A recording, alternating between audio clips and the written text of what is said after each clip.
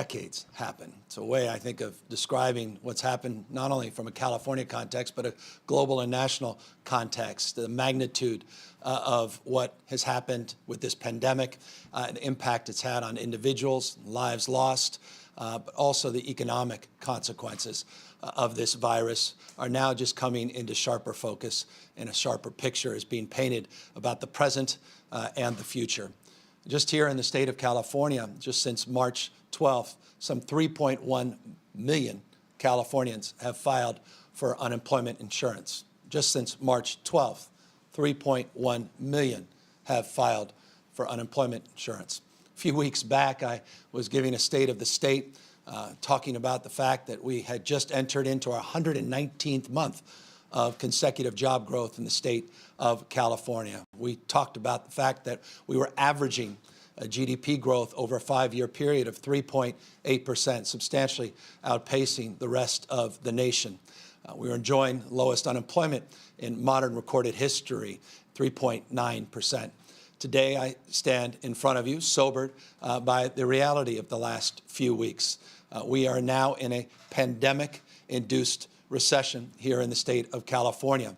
And while the new numbers came out today, 5.3% unemployment, that masks the reality of where the real unemployment rate is here today and ultimately will end up over the course of weeks and months.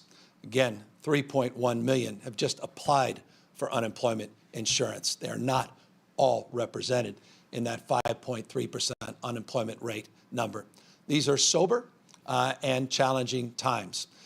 And we believe very confidently these are not permanent moments in terms of what we should expect in the future. We have great confidence in our capacity to, in a California way, to not just survive, working our way through this pandemic, but to thrive over the course of the next year, 2, and 3, as we turn this economy around. And so today we want to talk a little bit more specifically about our simultaneous efforts to focus not only on the crisis at hand, the situational challenges that remain daunting in the state of California, to not only bend the curve, but to see that curve begin to decline to meet the needs of millions and millions of Californians and address the crisis, but simultaneously at the same time begin to focus much more robustly, much more comprehensively on economic growth and economic recovery.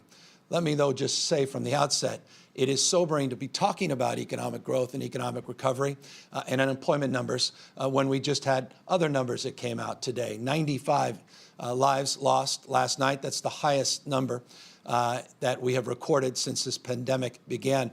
985 human beings, their stories, their lives, their families torn asunder, have lost their lives since the beginning of this pandemic. We are coming close to that 1,000 mark, a mark we hoped we would never see. Again, it puts this moment in perspective. We need to continue practicing physical distancing. We need to deeply apply the stay-at-home orders. We are not out of the woods yet.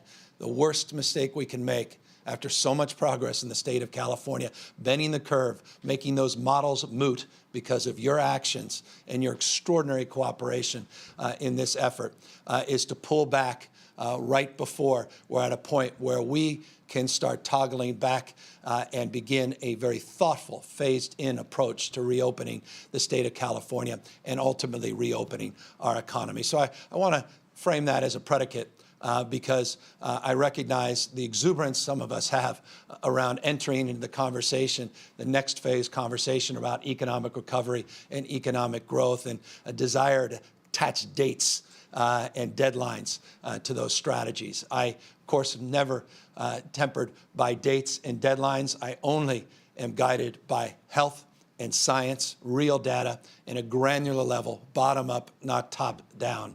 I'll remind you, 40 million Californians. We are the most diverse, and we are the largest state in the union. And as a consequence, we need to be very prescriptive in our strategies, very targeted in our strategies and approaches as we begin to sectorally and regionally focus on the issue of economic recovery and economic growth.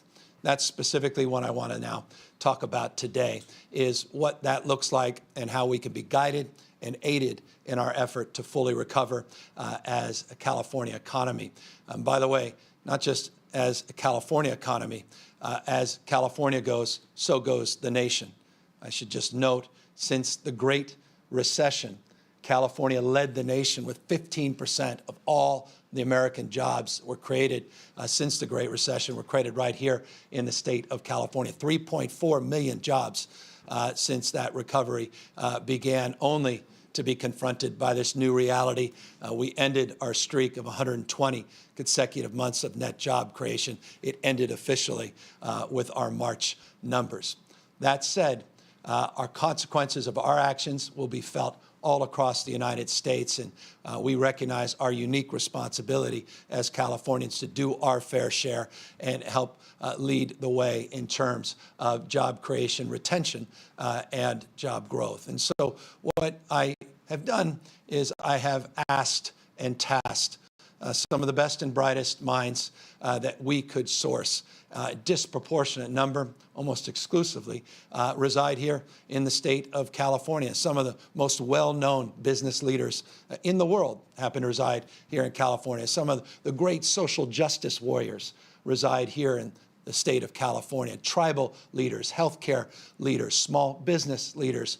We are blessed to have the kind of human resources that only a nation state could be afforded. And we have tasked 80 of them to begin to work through each and every sector of our economy to put together tangible, actionable ideas for short-term, medium, and long-term economic recovery.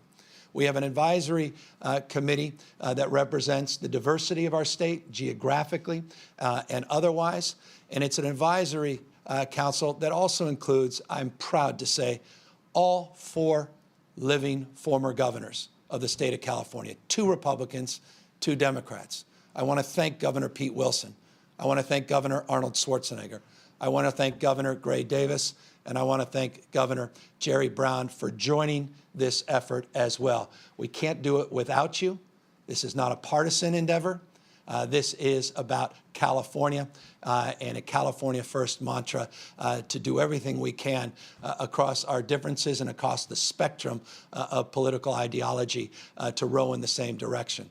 Accordingly, it's also guided and aided by leadership in both the Assembly and Senate, Republicans and Democrats. I want to thank all of them for their willingness to participate in this work group and to guide our recovery through the creation of this advisory group. When I talk about California, California way, with a bit of pride, that strategy is not just about growth. Strategy is predicated on inclusion, growth and inclusion. We respectfully submit that before we entered into this deeply challenging times, that those challenging times, despite those economic numbers, were very, very visible in a bifurcated and hybrid reality for many that were having the experience and benefits of the economy and others that were still struggling and left behind. A wealth and income inequality and divide that was among the highest in the nation. Poverty rates, homeless rates in this state, despite the incredible economic growth that really were an outrage and deserved the critique and criticism that we were well aware and certainly received from those that felt we should do more and do better. And so I say that to make this point.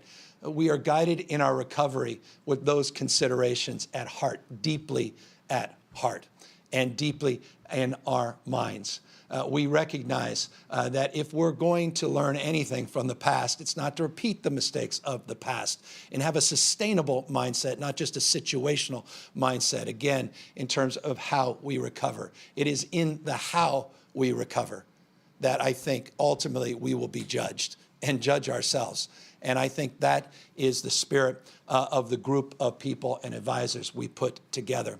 I have 4 of those advisors, one physically here, who will be co-chairing our efforts, Tom Steyer. I have 3 others that will participate on a video in just a moment and lay out and present their reasons for why they're joining this advisory council, but more importantly, what they hope we can achieve through these efforts. I'm blessed, as I introduce our chair, Tom Steyer, to just introduce him. He needs an introduction, but perhaps in a different way for many. I got to know Tom through his strong advocacy with his wife, Kat, when in 2007, they started to focus not on the bottom line, but a triple bottom line, where they began to focus on the needs of others in a very robust and meaningful way through the development of a nonprofit community bank. The focus was on sustainability, both from perspective of Mother Nature, but also the markets, and to focus on low income, to focus on small businesses throughout the state of California. That bank has grown, and it's become truly a national model. Tom, of course, made his career understanding the economy in ways few of us could understand, his insight, his capacity to make investments, to see those investments pay off, his capacity to see the world, not just locally, nationally, but internationally, brings those skill sets to bear as well. So values and also an understanding of free markets, understanding capitalism, unfettered and otherwise. We felt he was an ideal candidate to lead the charge and introduce the broader purpose behind this advisory committee. So I will step aside. I'll ask Tom to say a few words, and then I'll introduce the 3 other well-known Californians that are also joining this advisory panel, and they'll put their perspectives direct to you in just a moment. Tom?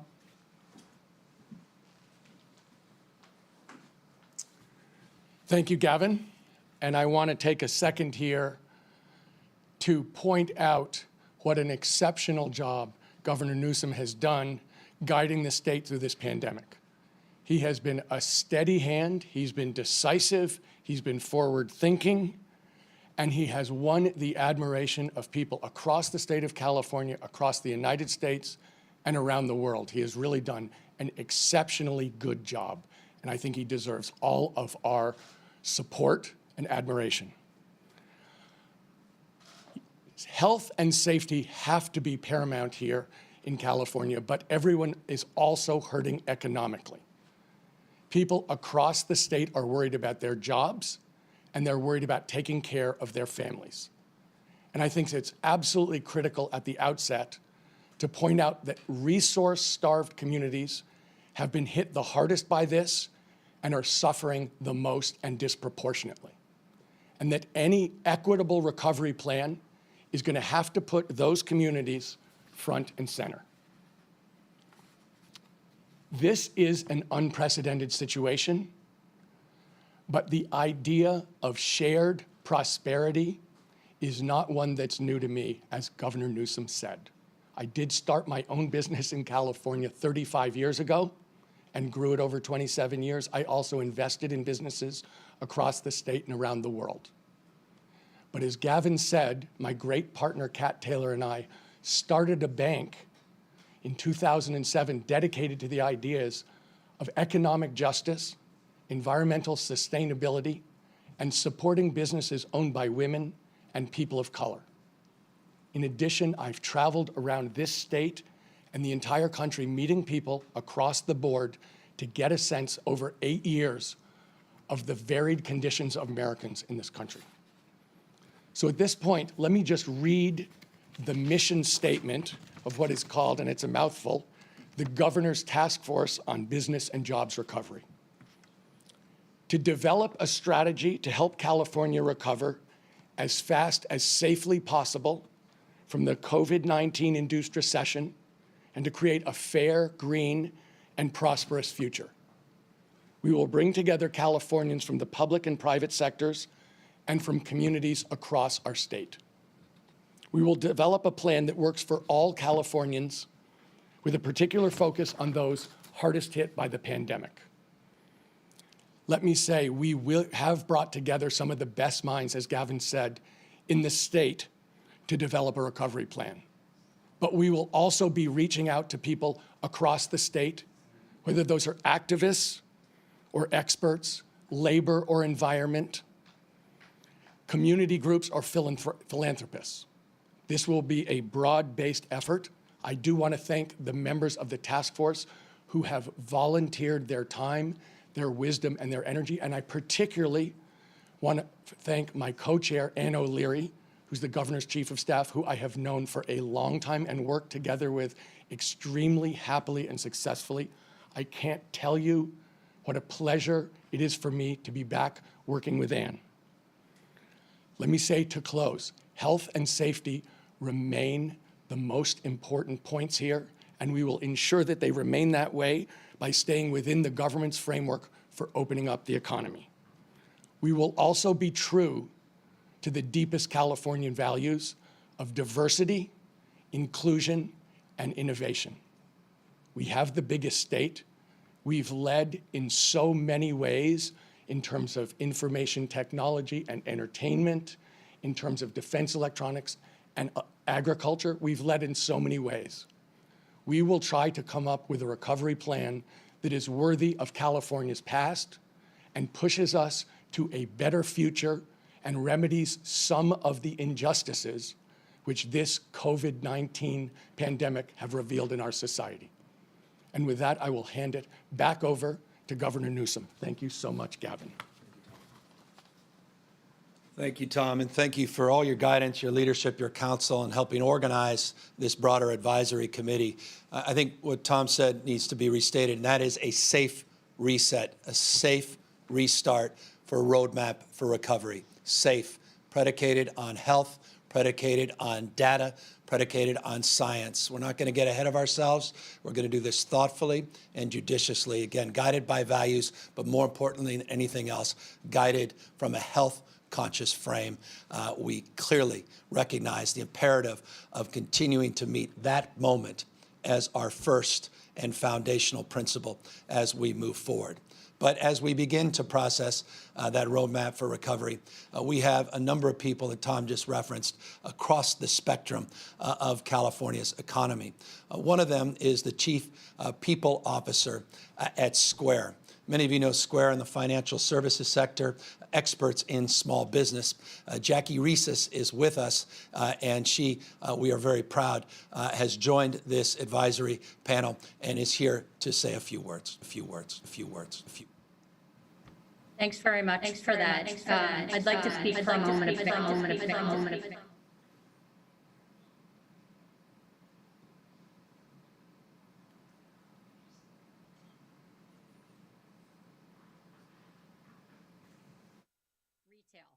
Businesses have laid off staff, they've ceased operations, and a typical small business has only 30 days of cash on hand. Today marks day 29 of California's Stay at Home. Entrepreneurs are adapting in ways they would have never imagined. Restaurants have become online marketplaces, fitness instructors are teaching virtual classes. So we are seeing the grit of the entrepreneurial spirit that underpins California's economy. It's being tested and extreme, with many businesses at 60 to 80% below their average. As small business prepares to reopen, they have to manage various cash flow concerns. First, marketing. They need to let their customers know when are they open, what's for sale. Second, they need to manage their inventory and keep the shelves stocked. And third, they need to pay off the debt they've amassed on their credit cards, trying to keep afloat during stay at home. So as we think about support for small business through this crisis, we need to think across the broad spectrum of needs, many of which are new. Congress created the Paycheck Protection Program to give businesses access to much needed funds to cover expenses. The demand was so huge that the funds ran dry quickly. The PPP should continue to be funded, but Congress and the administration have to go further and create additional mechanisms to support businesses that so desperately need the assistance. Our smallest businesses were underrepresented in the first wave of PPP funding. So hopefully they'll have more opportunities to apply so we can make sure the shops we pass every day in our neighborhoods get the chance to survive with SBA support. Governor Newsom has said that California is the rocket fuel powering America's resurgence. As we reopen, that will absolutely be true again, and small businesses will be at the heart of that recovery. Thank you. Thank you. Thank you. Thank you.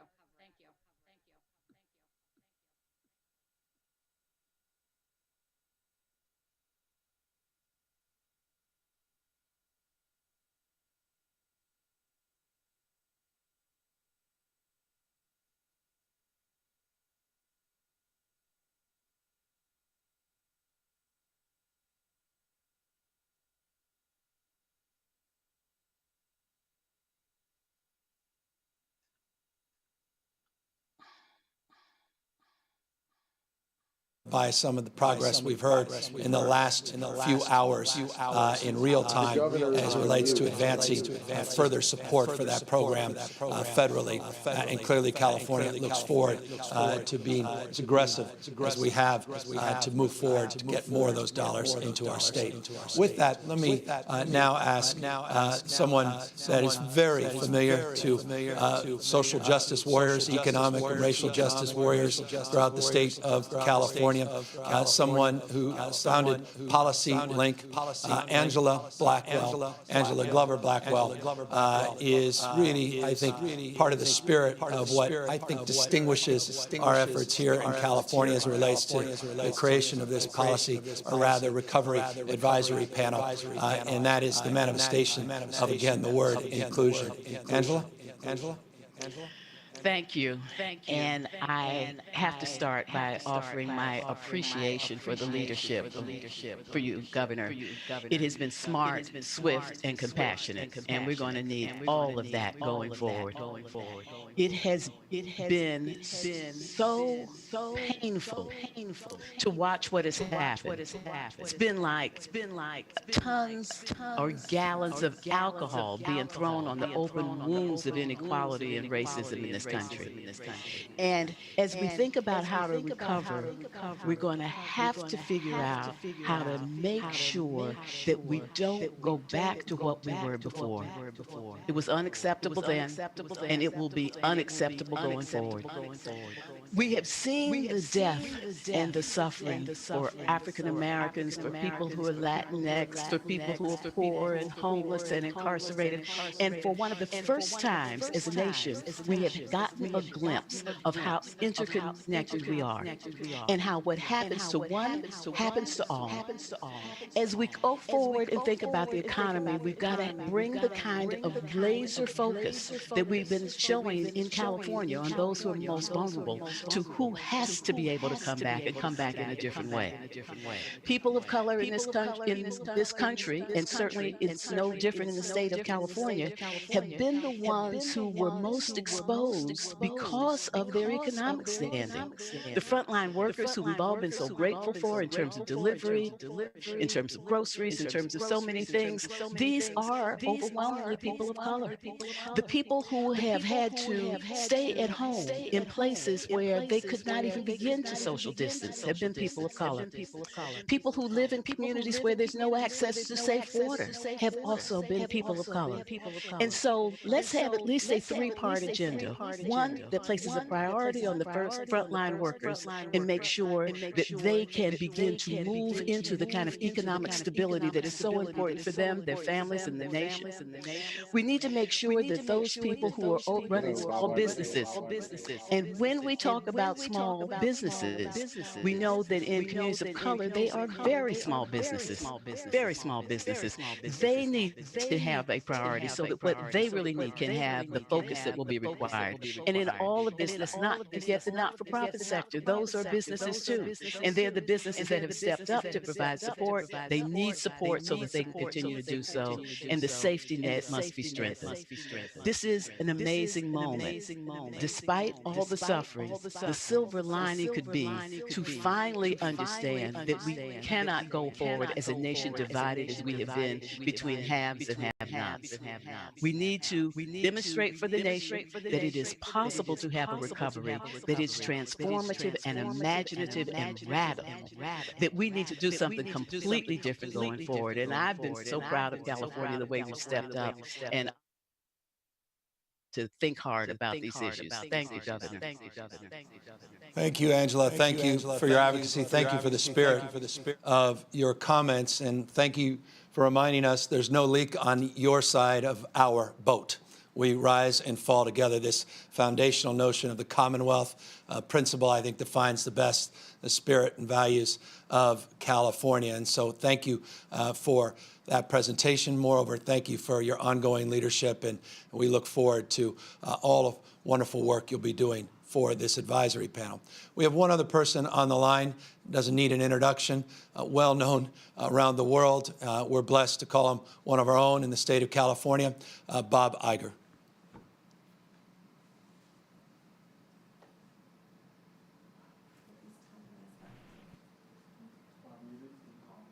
As you noted, we are one of our state's largest employers. Our products are hugely popular in California and across the globe. We were one of the first businesses to cease operations when the threat of the virus became acute. And now at the Walt Disney Company, we really have two priorities: getting our people back to work, as thousands have been furloughed during this business shutdown, and offering our guests and customers great entertainment experiences, whether it's a visit to Disneyland, going to a movie theater, or a live sport event on ESPN. But we also know that we need to be really smart about how we reopen our businesses so that everyone can feel safe, both our employees and our customers. And in order to achieve this balance, we think that collection of protective measures are likely necessary. We stand ready to implement them when available and to do everything that we can at the Walt Disney Company to restart our businesses under safe and reliable conditions. I've agreed to join this commission to contribute what we at Disney have learned and what we will be doing, but also to learn from others in order to help Disney get back to the business of entertaining people in the state of California and around the world. You know, at Disney also, we never really lose hope, and we are always optimistic, but in a crisis like this, we know it demands realism and candor, and we appreciate the fact, Governor Newsom, that we've had both of those things from you during this very trying time. Thanks for the opportunity to join you on this commission and contribute what we can. Tremendous. Thank you, Bob. Thank you for your comments, and thank you for your leadership and support of these efforts. To all of you that were on the call, we're very, very grateful to each and every one of you. I should just extend, we have now 80 people that are part of this advisory panel. Not only people like Bob Iger, representing some of the largest businesses anywhere in the world, and certainly here as one of the largest employers in the state of California, but we have representatives including Ida Alvarez, who ran the SBA under the Clinton administration. We have Janet Yellen, who joined this effort, former Fed chair, talking to us about community QE and the MLF program. We have people with unique expertise and insight, particularly in organized labor. Mary Kay Henry, the international president of SCIU, predominantly a healthcare labor organization. Willie Adams, ILWU, international president, as part of this effort. We have Tribal Chairman Ramirez, who joined this effort. Healthcare, Lloyd Dean, and people like Greg Adams, one of the largest health companies in the world, Kaiser, also part of this effort. I could be a peril going through the list of everybody's name, leaving people off like Tim Cook or Mark Benioff and many others that have joined, all of them eager to participate. And I should just say all of them, we had the chance to reach out to all of them, and universally people said, let me know how I can help. Let me know how I can be supportive. We'll start convening meetings very shortly. Obviously, we will break down the work of this large group into subcategories in entertainment, hospitality. We have the CEO of Williams-Sonoma, retail, obviously issues related to manufacturing needs in the Central Valley, Northern California, in the Central Coast, not just Southern California, and some of our coastal economies. It's a regional, sectoral effort, truly bottom-up, informed by the expertise of these advisors, and it's supplemental to the existing work groups that we have. We have an economic council of advisors that continues to do their work in concert in a collaborative spirit with this new advisory panel. We have the Future of Work Commission, which is a who's who of people thinking about the future in a very different way. They've been working now for months.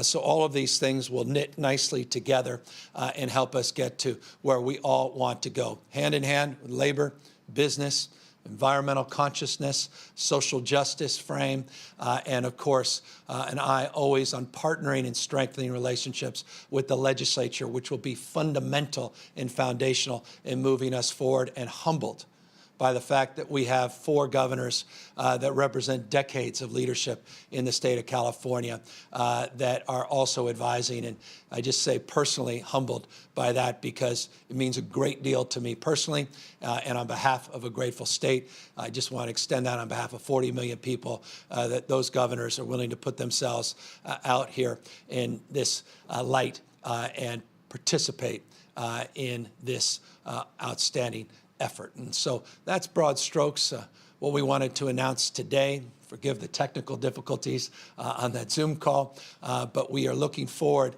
to giving you progress reports on the work of this group, again, led by Tom Steyer, and I appreciate his acknowledgement of my outstanding Chief of Staff, Ann O'Leary, his co-chair, to make sure that we're truly integrated into the governmental apparatus. We have a supplementary team of folks from the EPA, folks from finance, all of our top lieutenants are also going to participate and help guide and staff this effort. So with Tom and Ann and that cross-collaboration, cross-pollination of perspectives, we want to make this actionable. We want to make this meaningful. This is not something where in 6 months I'm looking forward to giving you a draft or putting out a long, thick report. We want in real time to demonstrate meaningful reforms, meaningful changes. We're working on bonds, working on all kinds of financial mechanisms to jumpstart this economy, loans and grants, how we use I can go on and on, except to say work is already underway, progress is being made, and we look forward to seeing more of that in the weeks ahead, not just months ahead.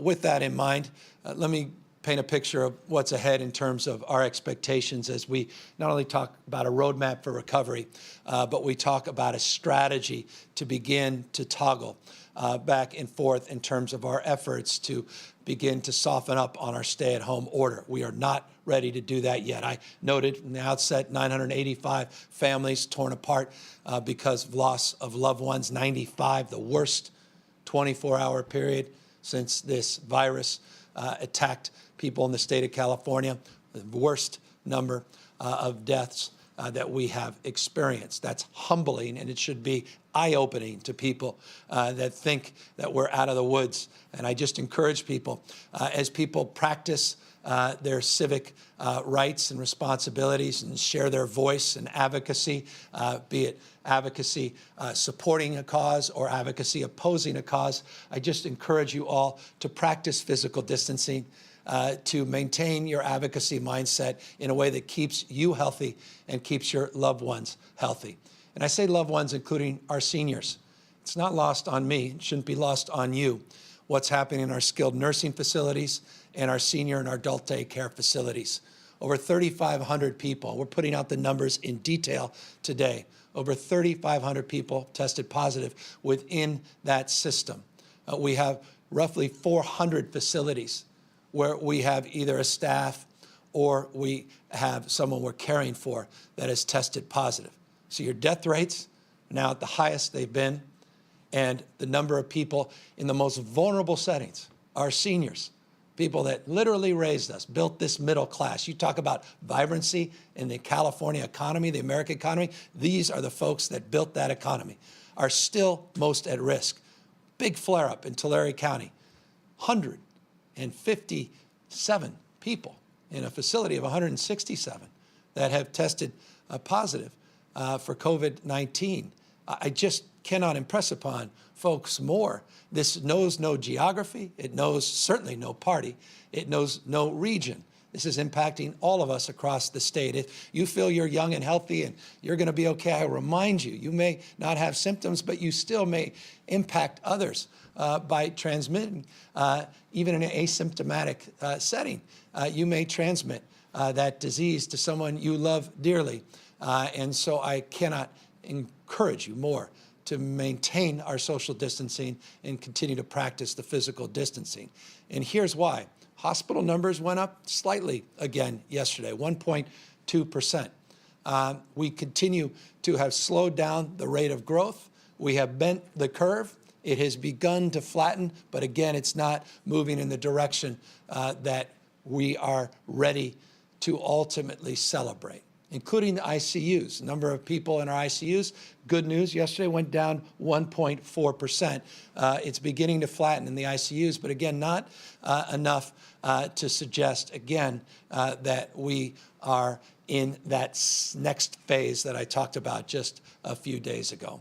So again, please continue to be smart, continue to do what you've done to get us to this point, and continue to give us the opportunity to lay out the criteria that we'll do on a weekly basis every Wednesday, starting next week, as we lay out specific strategies and update you on those 6 areas that we laid out in terms of how we'll begin, not to turn the light switch on, but to move that dimmer back and forth to start to focus on loosening up in a very specific, targeted, and regional way on the stay-at-home order. We are not there yet.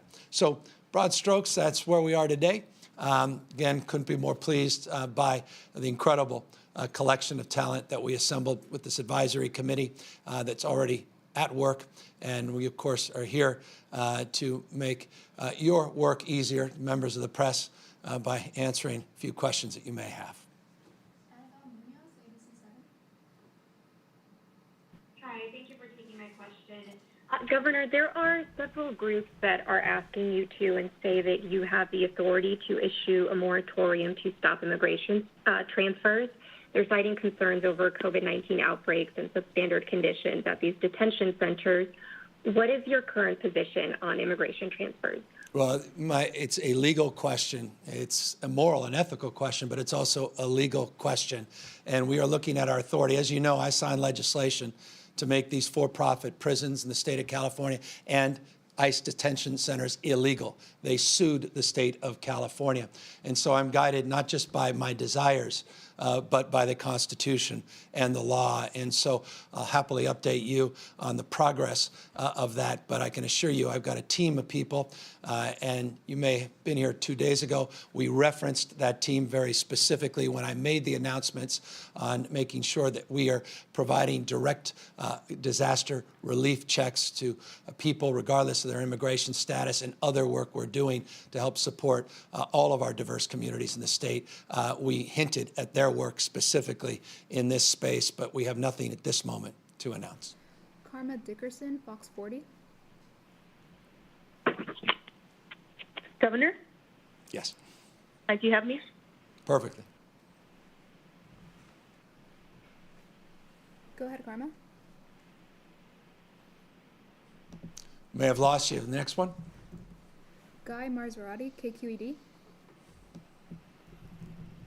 Governor, questions on testing. What's the specific number of tests you and the testing task force would like to see on a daily basis as it relates to meeting that first benchmark in the reopening roadmap? And second, I'm curious if it's possible that some of the thousands who signed up for that health corps might be enlisted in contact tracing this summer. Yeah, I think that's a wonderful question on the contact tracing. So we have a whole work group on our contact tracing effort. We'll be socializing that, meaning make it public to you next week. We are blessed in California to be resourced with local health systems that have long been in the business of contact tracing. Again, it's a bottom-up process, not a top-down process, but we will be supplementing the work at the local level. Again, tracing going back to TB, to measles, to Ebola, H1N1, and others, and help supplement it with funds and a resourceful framework to help with technology and also help to build a volunteer core that will guide our efforts. And absolutely, we have, and I appreciate your question, thought about the utilization of that health core in particular, because those are licensed experts, many retirees that want to come back in the workforce, many with the kind of epidemiological understanding that can help guide and support any volunteer efforts and the like. I'm, by the way, very encouraged by the progress we're making, but not ready to announce the magnitude of that workforce, but based on the size and scope of the state and need to do the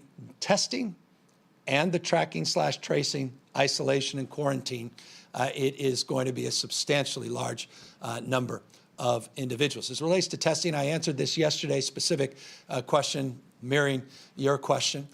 We are seeing substantially larger number of people tested on a daily basis, over 18,800 yesterday, a little over 12,500 today.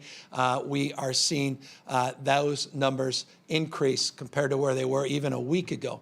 We want to get to 25,000 tests a day within the next few weeks, and that's then the baseline to which we want to see substantial growth into May. Dr. Galley's comments not only amplified that, but built on that. He mentioned the capacity to do 95,000 tests on a daily basis. So the month of May will be determinative as we move towards those more audacious goals. It's still modest compared to where we need to be. We created a task force specifically focused on this issue. We have been guided by the incredible expertise at Stanford Medicine, Stanford University, the UCs, and others.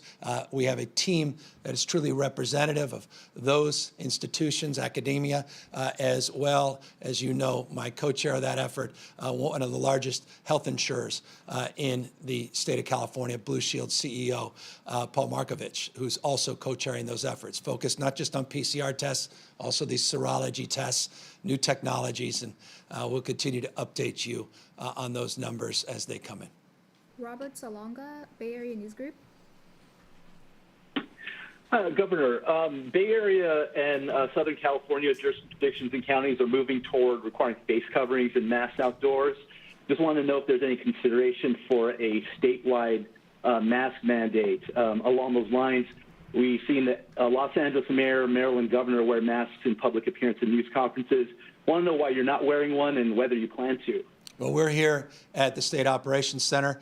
If you saw the protocols to get in this room, you would understand how secure and protected this room is. We practice physical distancing. I haven't been in public. We've been here for these press conferences. But I would encourage people, it's not a substitute to physical distancing. It is absolutely appropriate to wear face coverings, particularly when you're going to the grocery store and doing other essential business, if indeed you cannot practice physical distancing. It's additive, and we certainly believe, in answer to your question, you may have heard 2 days ago, I was very prescriptive in terms of the 6 areas of focus as we begin to reopen our economy, that one of those areas was face covering. So yes, we are leaning in that direction, and we are very encouraged by the work that's being done at the local level, all throughout the state of California, and my entire household, from my kids to my wife, on down, when they do the grocery store and do everything else, they try to not just preach as a family, they're practicing by appropriately wearing face coverings as well. Alexei Kosev, SF Chronicle. Sorry, that I have the same question about the face covering, so Thanks. Thanks. Thanks, Alexei. Alex Michelson, Fox 11. Thank you, Governor. I have a broad question about governors. One, what kind of advice are you getting from the governors on the Governor's Advisory Council? And two, in terms of red state governors, if they want to open up their states earlier than California, are you concerned about people from those states potentially traveling to California? Yeah, I think we all have to be concerned about this. Again, this pandemic, coronavirus, the COVID-19 knows no walls, no jurisdictions, no boundaries. It's a global pandemic. And by definition, we're worried about people going from community to community, census tract by census tract, not just state by state. And that has to be very strategically considered as it relates to the next phase.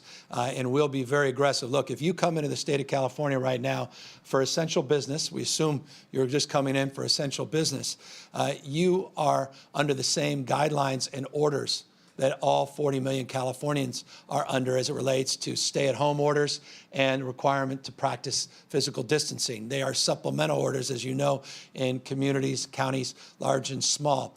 So everybody has to abide by them. But as we begin to open up the economy, that's a point of obvious consideration and, yes, concern, and is very much part of the deliberation we're having. I want to remind you again, every Wednesday, we have 6 subcommittees in these 6 categories, and we will be updating you on the progress, and that is included in that subcommittee work group, including face coverings, testing, all of these things. So we will have the capacity and bandwidth because of their good work to continue to keep you apprised. As it relates to the governors, the advice is do the right thing. Don't play politics. Don't do the expedient. Think about not just the short term, but the long term. And more important than anything else, just remember, we're all in this together. None of us are Democrats. None of us are Republicans. And I say that, I didn't make that up. I say that because that's what they've told me. I had a call just a few weeks ago. I made that public. It was one of those Zoom calls that Governor Davis prompted with Governor Wilson and Schwarzenegger. Governor Brown and I have been texting back and forth consistently. And I love the spirit of these ex-governors because they get it, because they've been in these positions and they want to see something good happen for the state of California. And it transcends individuals. And I think as a former or as a current ex-mayor and a future ex-governor myself, I understand these moments. People like us, we come and go. But our state is what we revere beyond anything else.